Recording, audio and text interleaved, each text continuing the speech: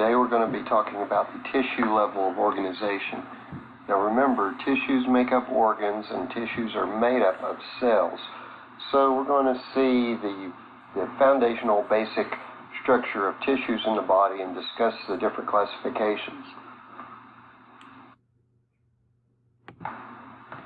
Okay, first of all, we have a chart here that really lays out the four major categories of tissues in the body. We're going to start out with the epithelial, work our way through. We'll do them a little bit out of order as they are on this chart, but we will cover all of these. Now, if you'll notice that we have tissues at the top left, and then we actually have the four types of tissues that we have in the body. Starting with the left, we have the epithelial tissue, which we'll be starting up talking about. We have muscular tissue or muscle tissue, we have nervous tissue, and then finally connective tissue. So let's go ahead and begin with the epithelial tissue and start using this chart. We'll use this chart each time we cover one of the four major tissues. When we talk about epithelial tissue, then we're going to first of all discuss, well, how is it different from other tissues? What are its characteristics and what are its functions? And so the characteristics of epithelial tissue is the fact that these are going to be groups of cells that are going to have a free end to them on one side of the cells. In other words, they're going to line something, so one side of the cell that lines something has to have a free end. The other end of the cell is going to have a basement membrane which connects the epithelial tissues to other types of tissues. Notice we have two examples of groups of cells. This group of cells on top has the free end called the apical surface. Here's our free end apical surface, meaning it's not attached to anything, and that makes it important for its function of lining things.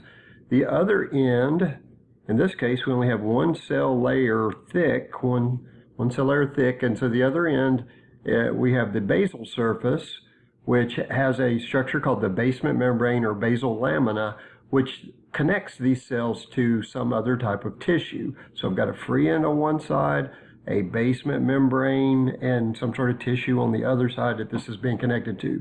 Notice here I've got more than one cell layer thick, but I've still got a free end somewhere within that structure, and I have my basal surface, which is where the basement membrane connects this group of cells to some other type of tissue. So again, we're talking about the characteristics of epithelium. We have now shown how the tissue always has one free surface called the apical surface, how the lower or basal surface is connected by the basement membrane, also called the basal lamina. One thing that we notice in these cells as opposed to other types of cells is that they always fit closely together. In other words, there's not a lot of non-cellular material called matrix between the cells, but they are usually closely packed together. Another thing is that they are avascular. A meaning not vascular, meaning they don't have a blood supply. Now, it doesn't mean they don't get the contents of blood to them, but the blood vessels, the capillaries, the arteries and veins and venules and arterioles do not reach directly into them, but run close to them and then diffuse their products across the basement membrane to the cells. But as the cells get further away from the blood supply, they tend to die. We'll look at that later, especially when we talk about skin and when we're talking about the epidermis of skin. Okay, another thing is because these cells are usually needing to replace themselves, especially that stem cell layer that we've pointed out, then they have to regenerate or divide by a process called mitosis. And we'll be talking about that process in more detail later. Basement membrane, which connects the epithelial tissues to other types of tissues, especially we see them connecting to some of the connective tissues. We know that epithelial tissues are actually avascular. They don't have blood vessels running directly into them. And we know that the epithelial tissues basically divide by mitosis. Now, the function of epithelial tissues, they tend to either be membranes, and again, therefore they are lining things and protecting things, or they are glandular tissues. So the glands in our body are primarily made out of epithelial tissue, and therefore they have they secrete, they absorb, and they excrete different materials. Now, when we're looking at epithelial tissues, knowing that they're broken into cells, then we can actually name them by their classification and their arrangement. So we're going to be discussing this and looking at some of the criteria for this. Notice that under classification, we have the basic shapes of the cells themselves, which are either going to be flat or squamous. They're going to be cube-shaped, about as wide as they are tall, or they're going to be column-shaped, where they're much taller than they are wide. And then we're going to notice their arrangement. They're either going to be one cell layer thick, which we call simple, or they're going to be more than one cell layer thick, which we're going to call stratified, or they're going to appear to be stratified when they are truly just simple. We're going to call those pseudo-stratified. Here we see an example of simple. Notice there's just one cell layer thick. Here we see an example of stratified. There's more than one cell layer thick. Here we see an example of their shapes. Notice squamous is flattened. Notice here in our 3D looking picture, there's flattened, or here in our 2D flattened. They are cuboidal, basically cube-shaped. Not that they're perfect cubes, but they're about as wide as they are tall here in our 3D and our 2D pictures. And columnar, they are much taller than they are wide.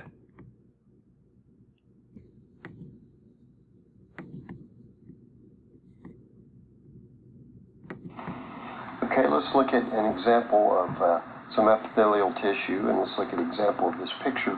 What we see here is we see simple squamous epithelium. So what that means, since it says it's simple, it means that it's only one cell layer thick. And notice that the cell would have a free end that would not be in contact with anything that would cause it to be able to line something. The other end was going to have a basement membrane, which we can also call a basal lamina, which will connect this group of cells to some sort of other tissue, such as connective tissue. In this case, it's simple, so it's one cell layer thick. It's squamous, meaning that the cells themselves are flattened.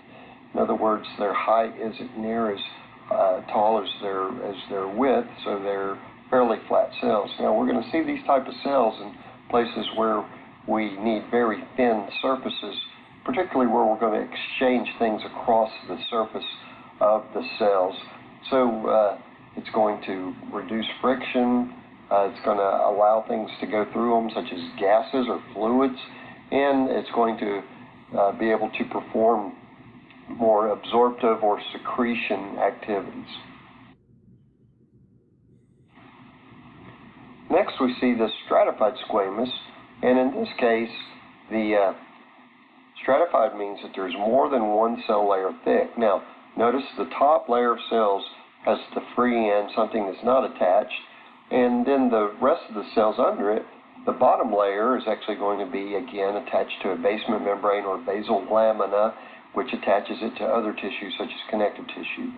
In this situation also, not all the cells are actually squamous, but really in a real situation, the majority of the cells, especially the upper layers, the more superficial layers, there's actually many more of them that are flattened out in this situation than the ones that are actually next to the basement membrane, which in this case would be cells that are going through continual replication or continual cell division, and that's why these are called stem cells.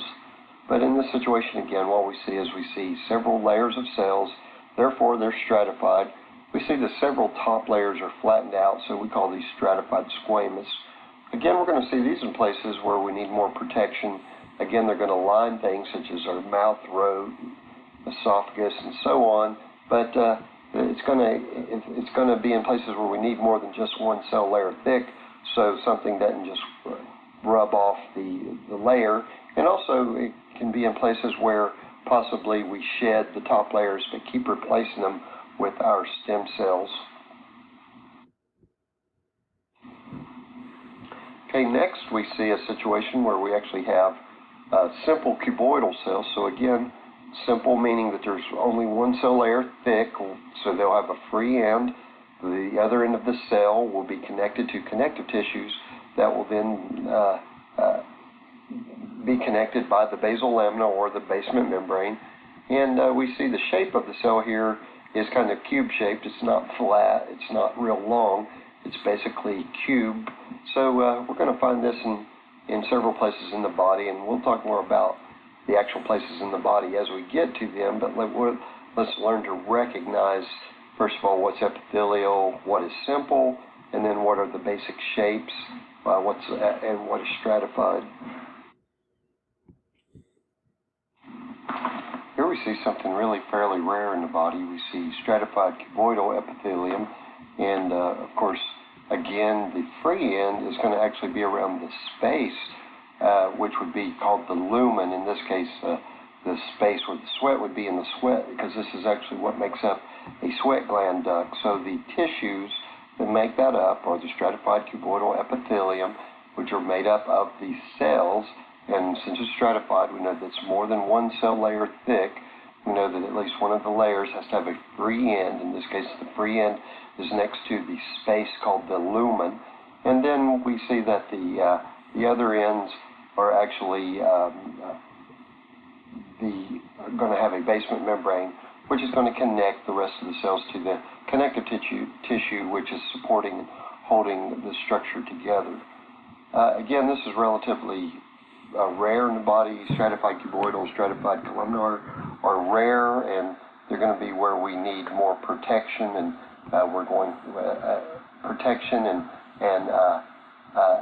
and also where things are secreted or absorbed. Okay, here's a unique situation also. This is called transitional epithelium. In transitional epithelium, we have cells with the ability to stretch.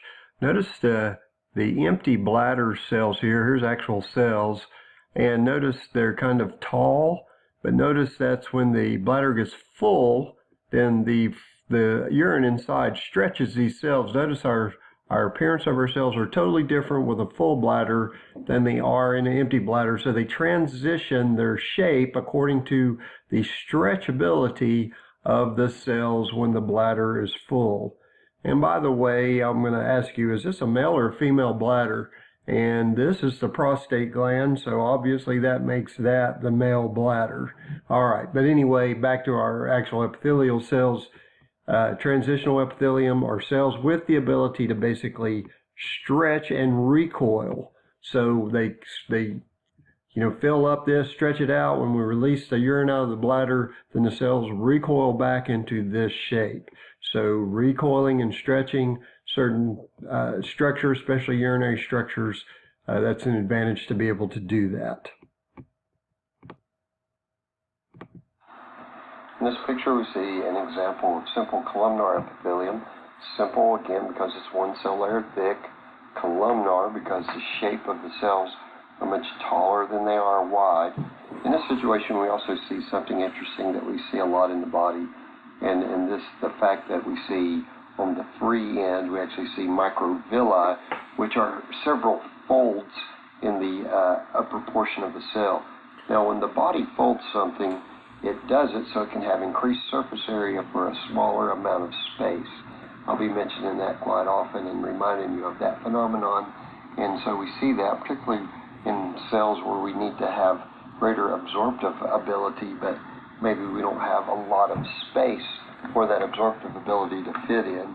Again, looking at this, we see that we have the basal lamina, also called the basement membrane, that's connecting these cells to the connective tissue. A lot of times the connective tissue will be something called areolar tissue. We'll talk about what that means a little bit later. Now, we see these type of cells usually in areas that have a lot of friction, so they need to be thick to keep that friction from just breaking down the cells. And also in these areas where we have quite a bit of cell activity as far as things either being absorbed into the cell or secreted from the cell, or even both in certain situations. Well, particularly these cell shapes will really come into great usage next semester when we talk both about the kidney and what's going on in areas called the nephrons, and when we talk about the digestive system, they'll become very, very important. But right now it's just time to learn the types of tissues and how to identify them.